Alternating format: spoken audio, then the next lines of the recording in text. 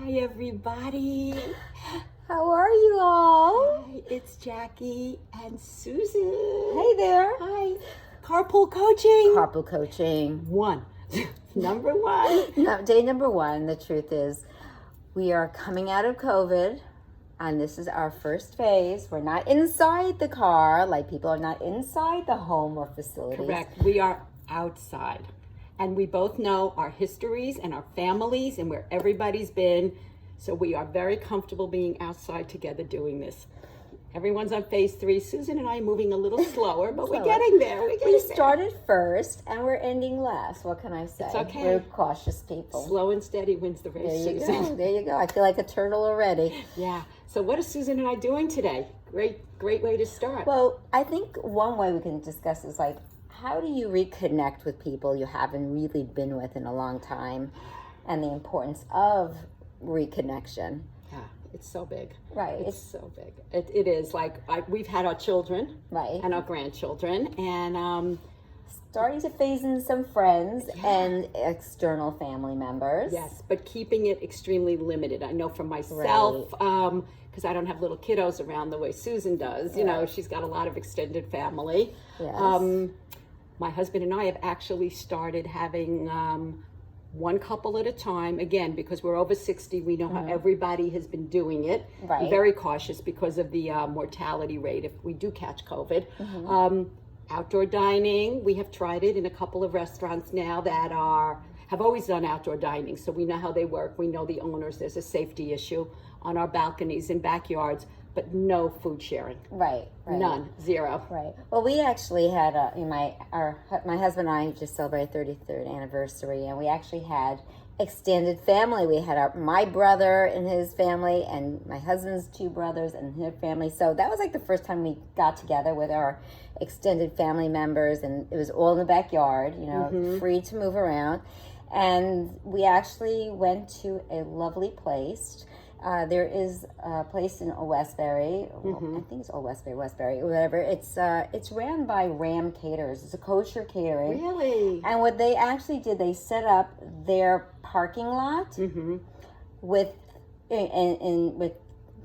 picnic tables. And there's a picnic table car, and you order the food and they deliver it like in these little golf carts, and then they give you these like free desserts like ice cream and homemade it was so delicious. I have to say, check it out, Ram Caterers. Go on their website, you'll find out. I think that's absolutely awesome. Good for you, Susan. So we're venturing out. We are venturing out. Yeah, no, it's a good thing. Like Susan and I, before we work after this, we're going to be, doing our little we're gonna walk together. Social distancing maybe a little closer than we used to be, but we're taking this 10 minutes as close as we can. No kisses and hugs, though. No kisses and hugs. We're not inside the car. We're in this garage where it's open and we're here for a few minutes. So we're taking the chance. But like I said, we already know where we were, and we're very strict about how we dealt with the COVID. Absolutely, but opening up is a really interesting thing. I know I could speak for my daughters. Camp was canceled. They had to find new camps. I believe they're starting in a couple of weeks. So my grandmother life is taken off again. Well, because my daughter, who was furloughed, is back at work again as of yesterday. Mine is getting easier because they are opening up camp for my granddaughter, which is great. It's like it's an indoor facility, and they extended the classroom, so there's less kids in the classroom, and so it's I get a little. She gets a little.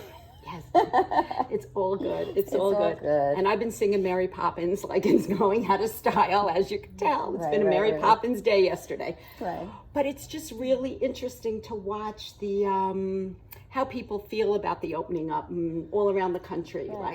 Well, how do you feel about, we're in New Jersey, right over the over the GW Bridge into Manhattan. How do you feel about those bars closed to the indoors but open to the outdoors? Well, all I could say is the proof is in the pudding.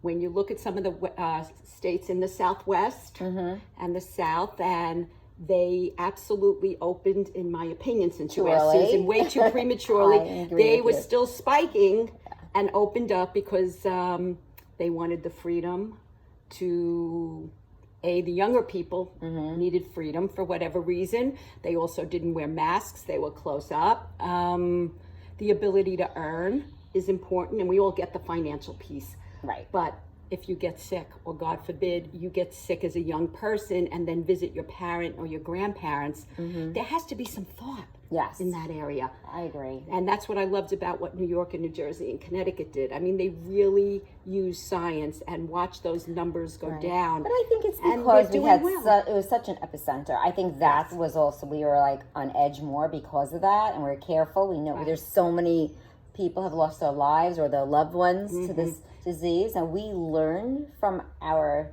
experience how important it is. But now there's Florida. So then there's Florida. Now we have the next epicenter. And there's Texas also, I think. Arizona. So yeah. You know what?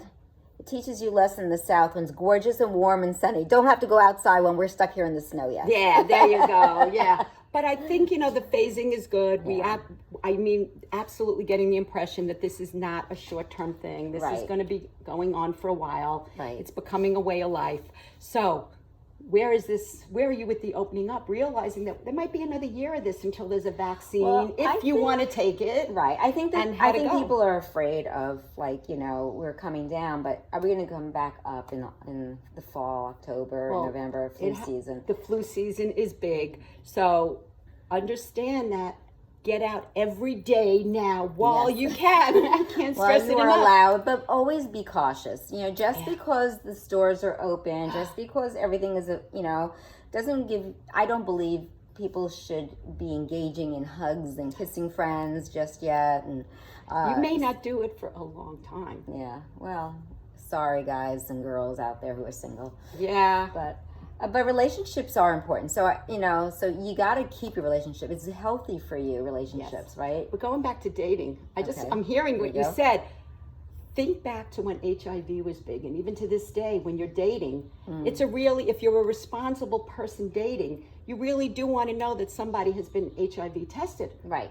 And sexually transmitted disease tested. So this would just be another question, or I don't know if you want to have proof, but these are the questions you would need to be asking people now in the dating world, right? That's true. And also I just think about the dating world now is like a little slower, kind of like the good old days. Kind of good. With the telephone, you get on the phone, I want to speak, you want to introduce somebody, you get on the phone, you have a conversation long before you meet them. Mm-hmm. You get to be friends or learn the commonalities, the ethics, the morals, the values. Do they make you laugh? You form a more in-depth to the heart bond prior to just the physical. Right. And you get to weed out people who don't fit your, your criteria. Thank you. There's I forgot the words that I always use because I'm fog brain today, but we all have to have at least 3 criterias that are non-negotiables. They're non-negotiable. Non-negotiable. That's correct. the word. Yeah. So so you figure out this guy. Yeah. What's non-negotiable. And you know what? That's the same thing with the phasing. Yeah. I actually had a friend who was invited to an outdoor party. And now they allow outdoor parties up to 50. She was under the impression it was going to be a couple of people that she knew. And then in walked somebody who was a doctor, who she found out was at a party of over 100 people that weekend. So she had a decision she had to make on the spot. Right. Now, I'm not going to tell you what her decision was. Come in a little closer. I can't see you, cutie. She had to make a decision on the spot. Her decision is not important because everybody has to think like that and make that decision. Right. It's a choice. And I guess that's the phasing in now that you have to think about. It's the choices and the consequences that come out of the choices. Absolutely. I mean, you don't want fear to take over because that can freeze you and keep you stuck at home. But you also do need to feel like, if I do this could be a consequence. So Correct. you decide whether you want to take actions and everyone has their risk reward. Right, the risk reward level of tolerance. And you have the right to make choices. Especially if you're in America, you have the right, the freedom to make choices, and just know the consequences are. And you can't blame anybody else but yourself. Own your responsibility. Exactly right. And I'm going to leave just one thought, because I heard it today and it was a really good analogy. And then we're going to get going, Susan. Good. Okay. when people that don't want to wear masks, and again, we went through, you don't wear a mask for yourself, you wear it for someone else, and the risk is who do you bring it home to that may be in a high risk category. And then they feel, like you just used the word freedom. Cigarette smoking is hazardous to your health. It is not allowed, not just indoors in public places anymore, Right. but in a lot of places, even within 50 feet. Designated These are zones. health issues. Think about your mask the same way. Right. I like that analogy, so I I'm like it. sharing Thank you. it. Thank you. You're I welcome. like that too. So with that, Susan and I are going to get our show on the road because that's part of the new way we work. There you go. There you go. Anyway, everybody, this is Susan Greif, Art Men's Hearts, creative transformational expert and healing arts professional, ancestral trauma. I also do that. And you are? I'm Jacqui Atcheson, certified divorce coach and marriage mediator and founder at Better Path to Divorce. Everybody, thank you for joining us on our Carpool coaching. Yes, our first Number phase, one, right? episode 1. Have an awesome day and be careful in your phasing and just think. Yeah, and comment below. Let us know how you're phasing out. We'd love to know how you're proceeding and any relationship issues that you're having. And Totally. we'd love to hear it. Thanks, guys. Have a good one. Bye. And Peace peace out. out.